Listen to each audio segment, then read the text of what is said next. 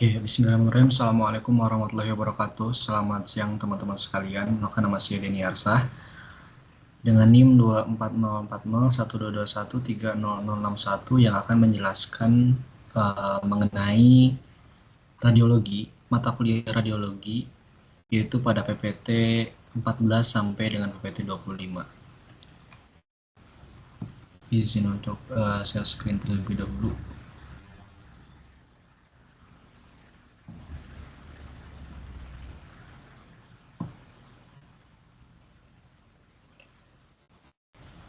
Oke, mungkin yang pertama itu PPT untuk kelompok 14.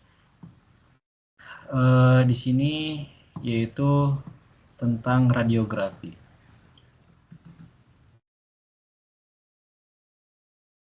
Mana radiografi merupakan teknik produksi gambar dua dimensi dari objek tiga dimensi, yaitu pasien. Prosedur ini memproyeksikan bayangan sinar X anatomi dan pasien ke detektor dan sering disebut dengan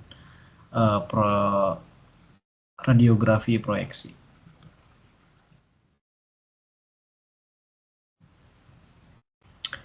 Sumber radiasi dalam tabung sinar X berasal dari titik kecil dan sinar X yang dihasilkan dari titik tersebut menyebar atau divergen saat bergerak menjauhinya. Karena divergensi berkas sinar, kolimasi sinar X meluas dan intensitasnya berkurang seiring jarak dari sumbernya. Dilanjut, bahwa radiografi menghasilkan pembesaran tertentu dari objek yang difoto. Radiografi dilakukan dengan menempatkan sumber sinar X di satu sisi pasien dan detektor di sisi yang berlawanan. Selama pemaparan, sinar X yang mengenai tubuh pasien dilemahkan secara variasi oleh struktur anatomi. Sebagian kecil sinar X melewati pasien tanpa mengalami atenuasi dan direkam pada detektor radiografi membentuk gambar radiografi laten. Nah, pada geometri pencitraan transmisi proyeksi telah dijelaskan, pembesaran dapat didefinisikan secara sederhana sebagai M sama dengan L image per L object, di mana pembesaran dalam radiografi akan selalu lebih besar dari 1,0, tetapi mendekati 1,0 jika objek yang relatif datar seperti tangan ditempatkan bersentuhan dengan detektor, di mana jarak objek ke detektor atau B mendekati 0. Faktor pembesaran akan sedikit berubah pada setiap bidang yang tegak lurus terhadap sumbu X pada tubuh pasien, sehingga berbagai struktur anatomi mengalami pembesaran yang berbeda. Ini merupakan ilustrasi pada pencitraan. Bahwasanya pasien ditempatkan di antara tabung sinar X dan sistem detektor. Nah, ini yang di bawah pasien itu namanya detektor. Dan radiograf diambil. Fotosel terlihat di antara grid dan detektor, menentukan tingkat pemaparan yang tepat untuk detektor atau foto penentuan waktu. Nah, dalam pencitraan transmisi sinar X melewati setiap titik pada pasien dan penyerapan dari semua struktur sepanjang setiap jalur sinar bergabung untuk menghasilkan intensitas berkas utama pada lokasi tersebut di detektor. Nah, ini hasil dari pencitraannya, bahwasanya ketepatan di setiap titik dalam gambar atau C mencerminkan tingkat pelemahan berkas sinar X di seluruh gambar. Sebagai contoh, skala abu-abu di bawah titik merah, pada C sesuai dengan total pelemahan berkas di sepanjang garis. Nah, titik fokus dalam tabung sinar X sangat kecil, tetapi bukan merupakan sumber titik yang sebenarnya, sehingga menyebabkan penurunan resolusi yang bergantung pada pembesaran. Nah, pengaburan yang dihasilkan dari sumber sinar X yang terbatas bergantung pada geometri pemeriksaan. Ini sebagai gambaran ketika detektor atau ketika penyinaran berlangsung. Jadi LG sama dengan LF B per A. Radiografi film layar. Radiografi film layar mendominasi bidang radiologi selama abad ke-20 seiring dengan penggunaan rutinitas modalitas digital lainnya seperti CT dan MRI. Sistem pengrasipan dan komunikasi gambar atau PACS pun berkembang. Radiografi dan kemudian mamografi menjadi modalitas terakhir yang berlari ke ranah digital karena kebutuhan layar monitor besar dan penyimpanan untuk gambar radiografi digital beresolusi tinggi dan berformat besar. Meskipun demikian, radiografi film layar masih digunakan klinik dengan volume rendah dan area khusus lainnya. Nah, ini seperti eh, gambar-gambar yang dihasilkan dari radiografi.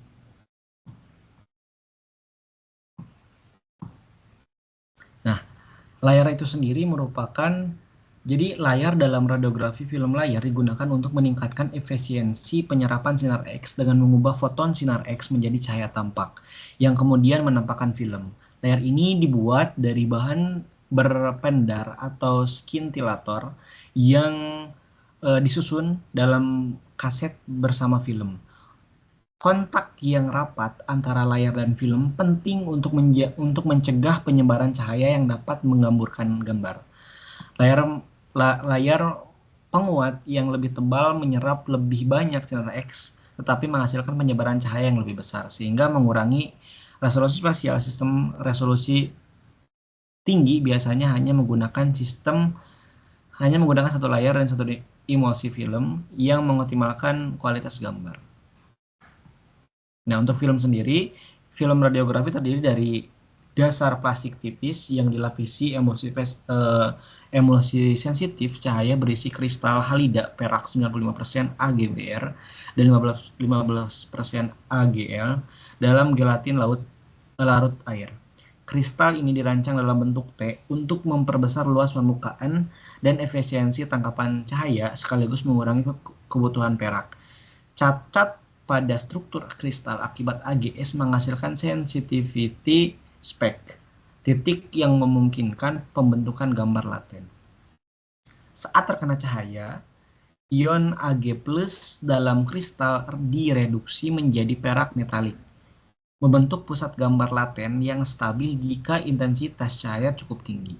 Ada juga efek reciprocity low failure yang menyebabkan sedikit perbedaan kepadatan film tergantung pada lajuan paparan. Nah, ini merupakan film processing atau proses filmnya. Ketika film dikembangkan dalam redaman kimia berair yang mengandung zat pereduksi yang disebut pengembang, atom Ag logam pada pusat gambar laten bertindak sebagai katalis yang menyebabkan ion perak yang tersisa dalam butiran itu tereduksi. Butiran logam yang tereduksi atom perak muncul sebagai bintik hitam pada film. Setelah film melewati developer, film melewati rendaman larutan pengoksidasi encer yang disebut fixer, yang melarutkan perak halida yang tersisa tidak aktif dari area lapisan emulsi yang tidak terpapar atau kurang terpapar cahaya.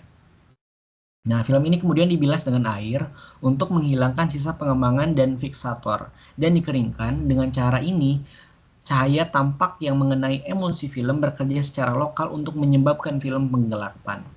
Film tampak lebih gelap bagi mata manusia sebagai akibat dari peningkatan kepadatan butiran perak hitam mikroskopis dalam lapisan emulsi.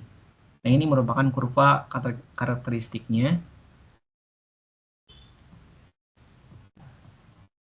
Nah, ini merupakan CR atau computed radiografi, bahwasanya diperkenalkan pada tahun 1970 sampai sekarang. Dan meningkat pada tahun 1980. Nah, ini merupakan langkah-langkah pembacaan kaset CR. Kaset dipindahkan ke unit pembaca dan pelat pencitraan secara mekanis dikeluarkan dari kaset. Pelat pencitraan diterjemahkan secara vertikal ke arah Y oleh roll melintasi tahap bergerak dan dipindahi secara horizontal ke arah X oleh sinar laser sekitar 700 nanometer panjang gelombang. Kemudian Sinar laser merah merangsang emisi energi yang terperangkap di area kecil lokasi X, Y dari pelat pencitraan, dan cahaya tampak biru hijau dipancarkan dari penyimpanan fosfor saat elektron yang energik turun ke kondisi dasarnya. Cahaya yang dipancarkan oleh pandaran fotostimulasi dikumpulkan oleh serat pemandu cahaya optik dan menyerang tabung pengganda foto atau PMT, di mana ia menghasilkan sinyal elektron. Sinyal elektronik didigitalkan dan disimpan sebagai nilai piksel untuk setiap spasial lokasi X dan Y. Pada pelat pencitraan, nilai skala abu-abu yang sesuai ditentukan yang sebanding dengan energi sinar X yang diserap secara lokal. Pelat dipaparkan pada cahaya putih terang untuk menghapus sisa energi yang terperangkap. Dalam pencitraan dikembangkan ke kaset siap digunakan kembali. Nah, ini merupakan pelat pencitraan. Nah, ini oke, terima kasih. Lanjut ke slide berikutnya.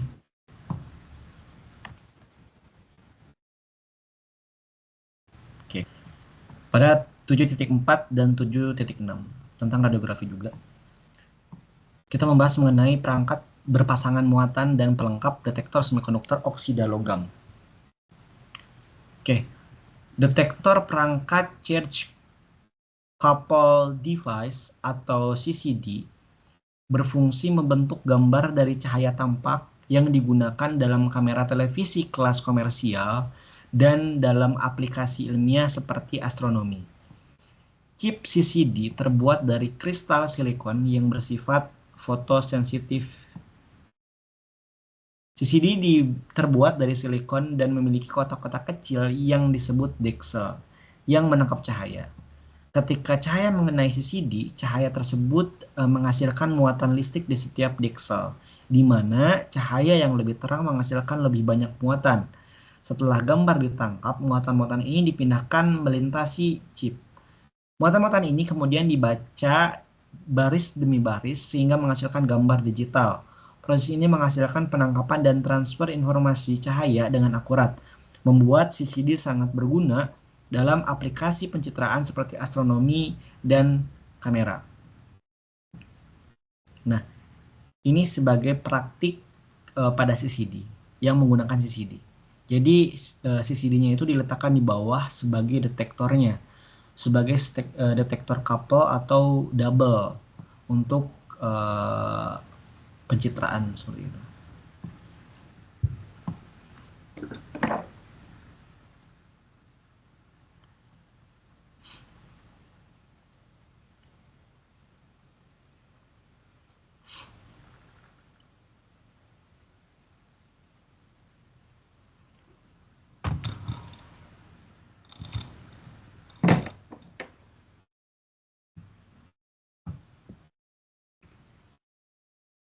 Oke.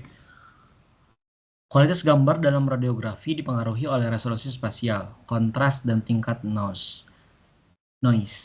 Resolusi spasial menentukan kemampuan mendeteksi detail kecil seperti fraktur tulang halus. Kontras gambar bergantung pada perbedaan atensi antara jaringan yang berdekatan. Pengurasan noise dapat dicapai dengan penggunaan detektor bekerja tinggi dan teknik akusisi yang optimal. Dalam praktik gambar dan dosis radiasi sangat penting. Nah, kesimpulannya pada bab radiografi ini, radiografi juga memiliki keterbatasan, seperti kurangnya kemampuan memberikan informasi 3 dimensi. Masalah ini sebagian diatasi dengan pengembangan modalitas pencitraan lain seperti CT dan MRI. Meskipun begitu, radiografi tetap menjadi pilihan utama untuk diagnosis awal karena biayanya yang relatif rendah dan kecepatan prosesnya. Selain itu, pemeriksaan ini cocok untuk pasien dengan berbagai usia dan kondisi medis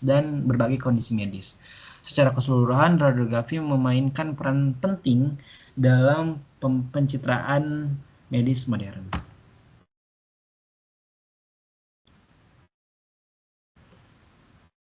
Nah, ini tadi sempat dibahas. Maksudnya ini tetap masih dalam tahap radiografi. Tujuan penggunaan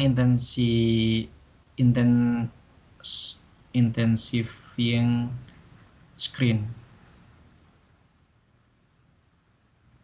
Yang pertama itu mengurangi dosis radiasi dengan memperkuat sinyal cahaya. Dosis radiasi yang dibutuhkan untuk menghasilkan gambar dapat dikurangi. Yang kedua itu meningkatkan kecepatan exposure, di mana waktu exposure yang lebih singkat dan dapat diperoleh, sehingga mengurangi gerakan pasien dan meningkatkan kualitas gambar. Nah, faktor yang mempengaruhi sinar X, yang pertama itu efisiensi penyerapan, yang kedua efisiensi konversi, di mana efisiensi penyerapan itu merupakan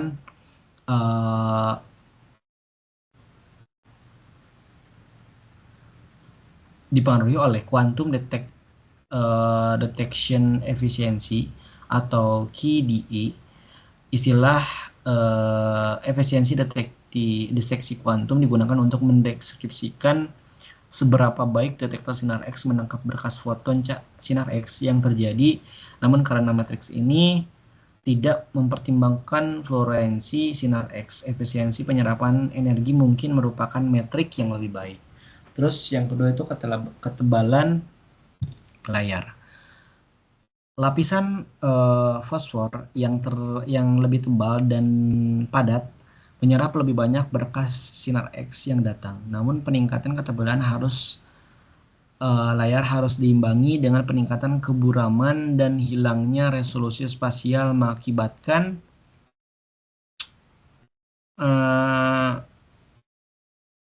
layar menjadi lebih tebal. Sedangkan efisiensi konversi merupakan seberapa efisiensi sinyal optik disalurkan dari scintillator ke fotodetektor silikon dan bagaimana sinyal tersebut kemudian diperkuat dan diubah menjadi sinyal dalam gambar, yaitu nilai skala abu-abu dan angka digital.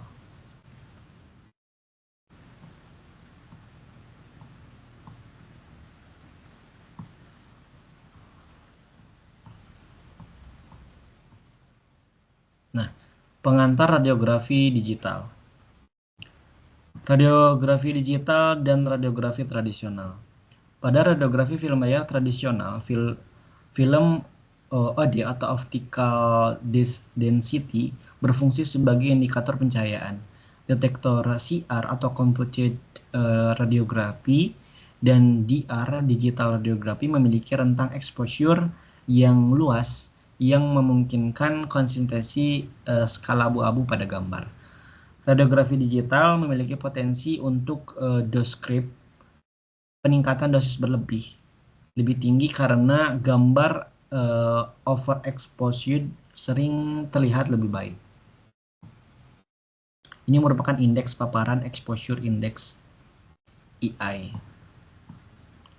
Sistem radiografi digital menghitung EI yang menentukan jumlah radiasi yang tercapai detektor. Namun ini tidak mencerminkan dosis pasien. Variasi nilai EI tergantung pada produsen dan metode kalibrasi.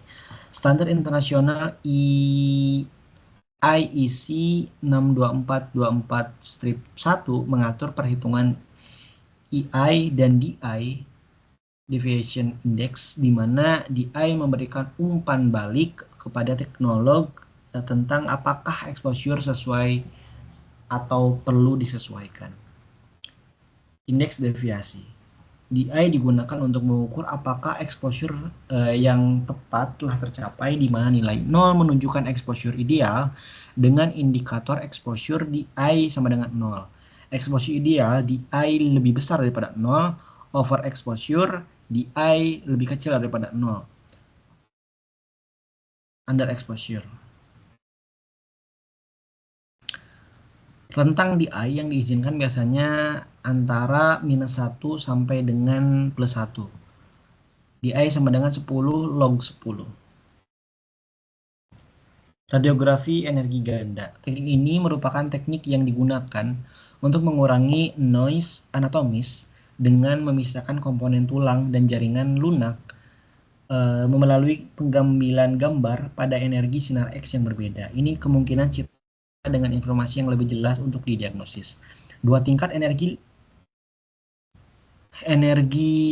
sinar X digunakan untuk memisahkan komponen tulang jaringan lunak contoh aplikasi radiografi dada dengan energi ganda untuk diagnostik secara lebih jelas.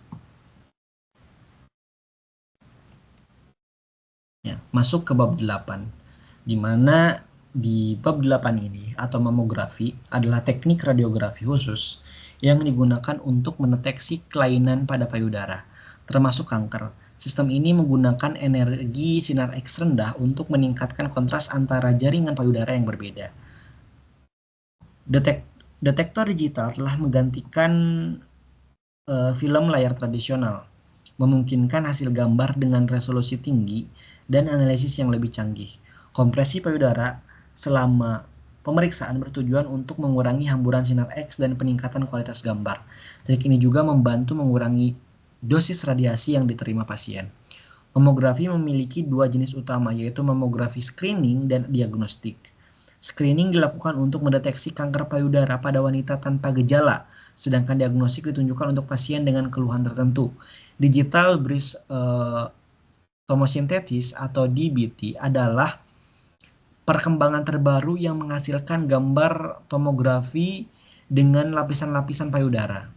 Teknologi ini membantu mengatasi masalah superposisi jaringan pada mamografi tradisional. Dengan DBT, lesi atau massa kecil dapat lebih mudah diidentifikasi.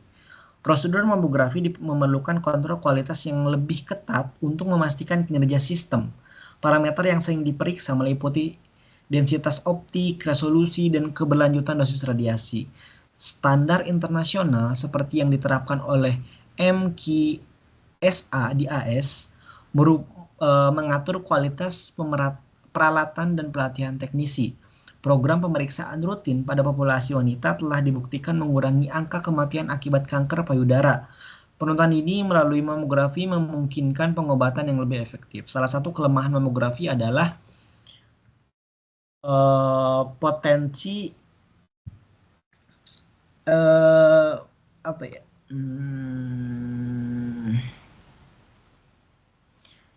Salah satu kelemahan mamografi adalah potensi hasil positif palsu dan negatif palsu. Faktor seperti densitas jaringan payudara dapat mempengaruhi akurasi deteksi. Wanita dengan jaringan payudara padat mungkin memerlukan modalitas pencitraan tambahan seperti USG atau MRI. Di sisi lain, mamografi tetap menjadi metode pilihan pertama mereka karena biayanya yang relatif lebih rendah dan kesediaannya yang luas. Kemajuan teknologi terus meningkatkan akurasi dan efektivitas mamografi dalam deteksi dini kanker payudara. Mamografi memberikan dampak besar dalam kesehatan masyarakat, terutama dalam upaya pencegahan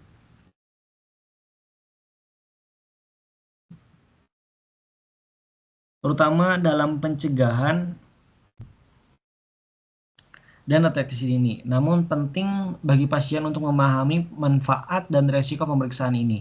Edukasi tentang pentingnya pemeriksaan rutin dan pilihan modalitas tambahan sangat diperlukan. Dengan perkembangan teknologi yang terus berlanjut, mamografi akan tetap menjadi tulang punggung dalam pencitraan payudara, meningkatkan aksesibilitas dan kesadaran masyarakat akan semakin memperluas manfaat dan modalitas ini. Kita lihat. Nah, ini kondisi penayangan film pada mamografi. Ini merupakan yang putih-putih itu jaringan yang teridentifikasi kanker. Nah, ini yang teridentifikasi layar film digital mamografi seperti ini.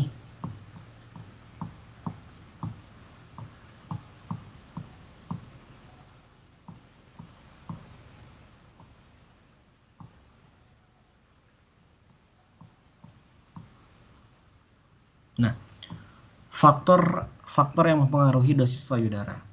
Kecepatan reseptor film layar, film OD, tingkat SNR detektor digital, ketebalan payudara dan komposisi, jaringan sangat mempengaruhi penyerapan sinar X, QV yang lebih tinggi, HVL yang lebih tinggi. Jika dosis kelenjar rata-rata melebihi 3 mg untuk ukuran payudara, mamografi tidak dapat dibekukan. Kelenjar rata-rata menggunakan reseptor layar film biasanya sekitar 2 mg per tampilan atau 4 mg untuk 2 tampilan. Untuk sistem mamografi digital lapangan, penuh dosisnya lebih rendah, biasanya dari 1,2 hingga 1,8 mg per tampilan. Oke, masuk ke pendahuluan fisika radiologi subbab 8.7 sampai 9.2.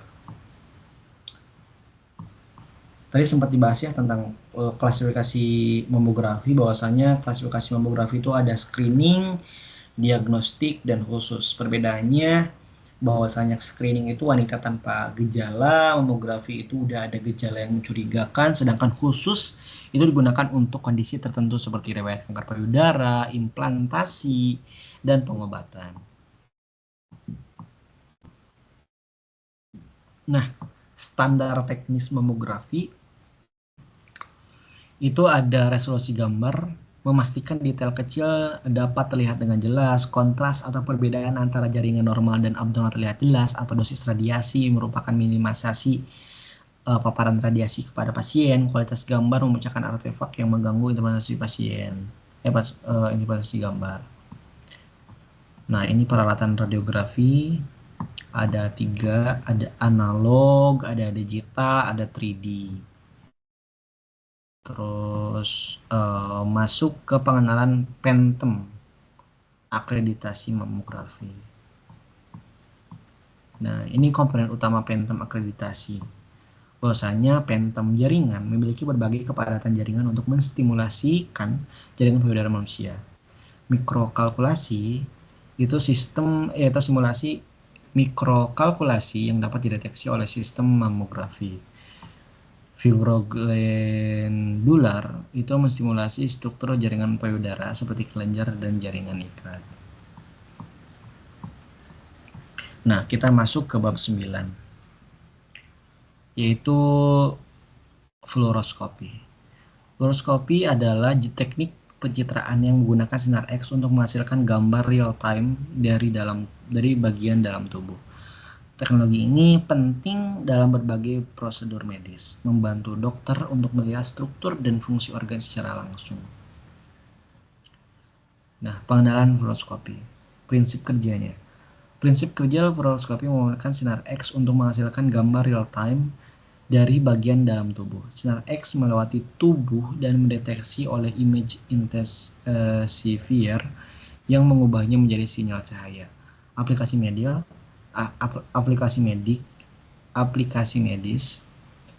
Fluoroskopi digunakan dalam berbagai prosedur medis seperti angiografi, gastrointestinal, dan ortopedi untuk membantu dokter dalam mendiagnosis dan pengobatan penyakit. Prinsip kerja fluoroskopi itu sumber sinar X. Sinar X dipancarkan melalui tubuh pasien. Image intensifier yang melewati tubuh diubah menjadi sinyal cahaya oleh image intensifier. Monitor. Sinyal cahaya kemudian diubah menjadi gambar elektronik dan ditampilkan pada monitor. Udah, keuntungannya ada 3. Itu real time pencitraan, bahwasanya memungkinkan dokter untuk melihat struktur dan fungsi organ secara langsung, membantu dan diagnosis dan pengobatan. Prosedur minimal invasif. Fluoroskopi digunakan dalam banyak prosedur minimal invasif, mengurangi risiko komplikasi dan waktu pemulihan pasien. Ketepatan tinggi. Fluoroskopi memberikan citra detail yang tinggi, memungkinkan dokter untuk melihat struktur kecil dan fungsi organ yang halus.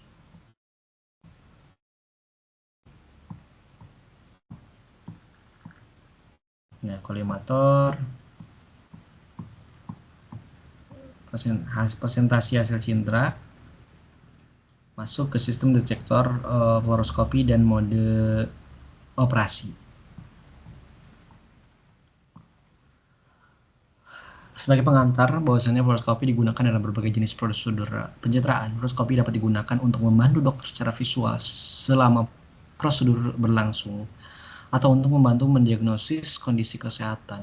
Beberapa penggunaan fluoroskopi yang paling umum diliputi oleh barium swallow atau barium enema. Peran detektor dalam sistem fluoroskopi.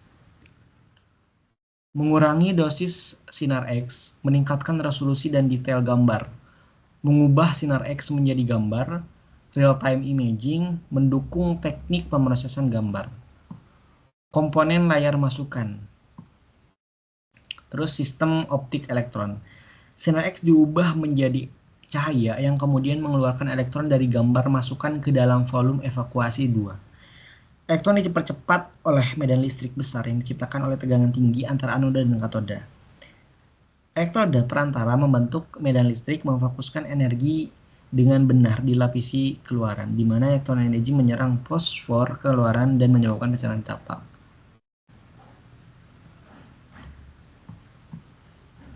Oke. Masuk ke kelompok 22.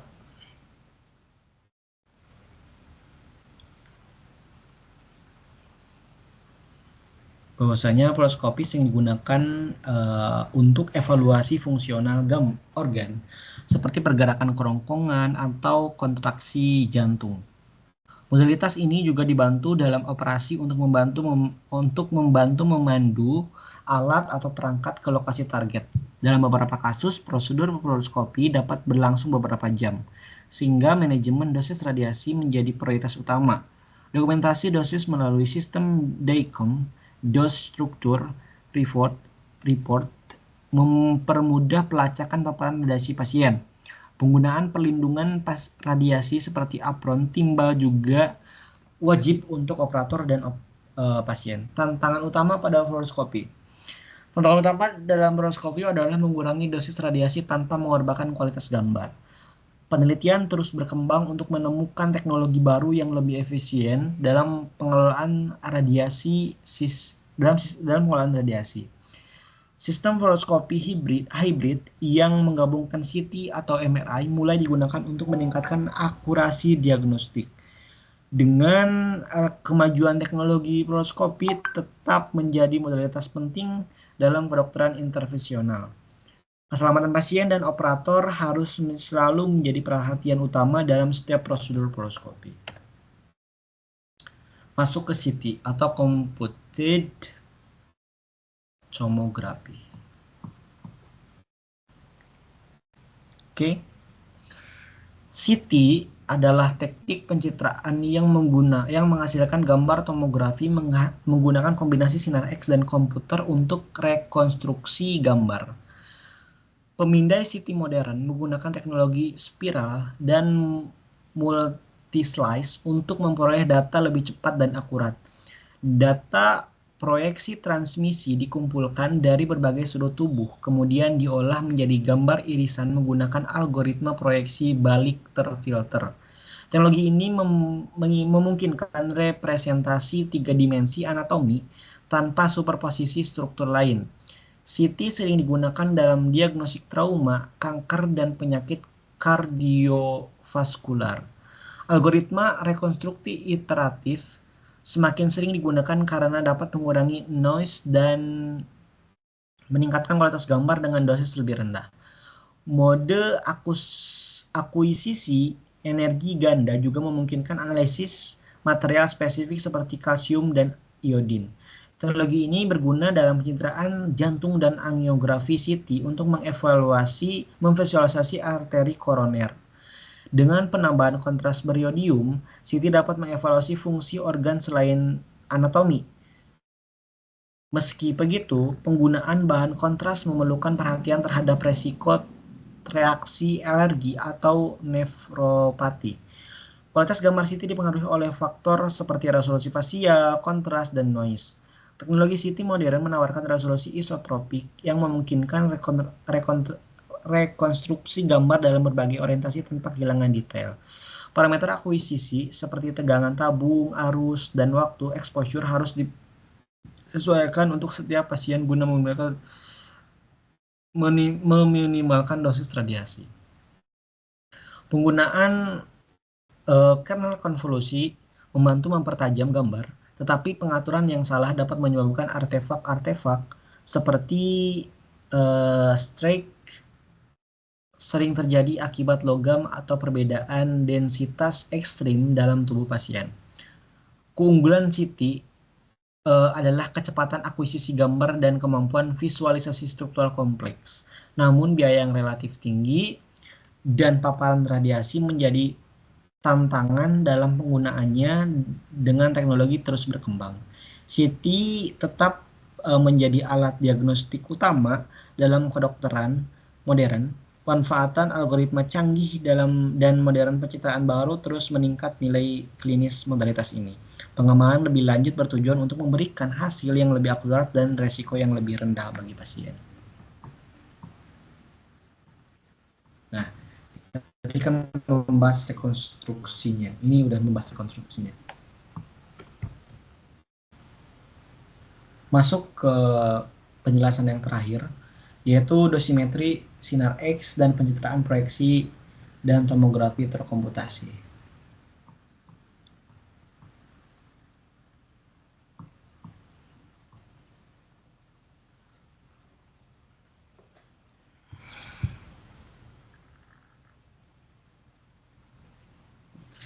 Dosimetri sinar X membahas pengukuran pengelolaan dosis radiasi yang diterima pada pasien selama prosedur pencitraan.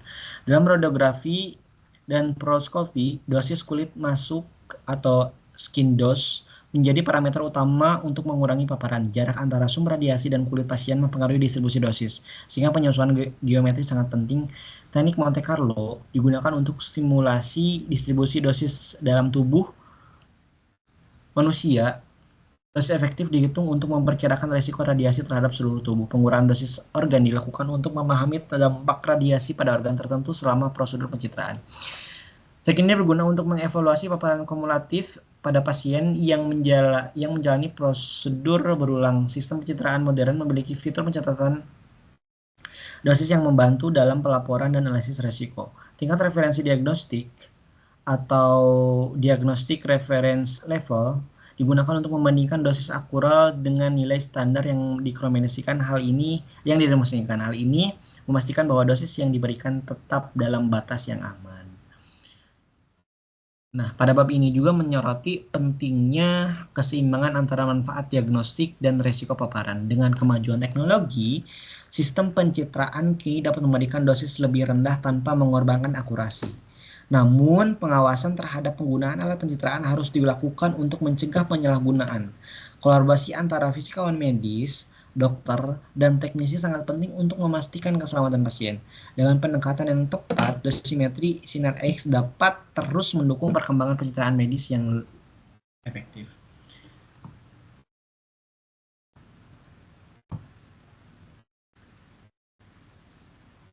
Oke. Mungkin itu aja yang bisa saya sampaikan mengenai pembahasan PPT dari PPT 14 sampai PPT 25. Semoga dapat bermanfaat. Saya akhiri, wabillahi taufiq wal hidayah. Wassalamualaikum warahmatullahi wabarakatuh.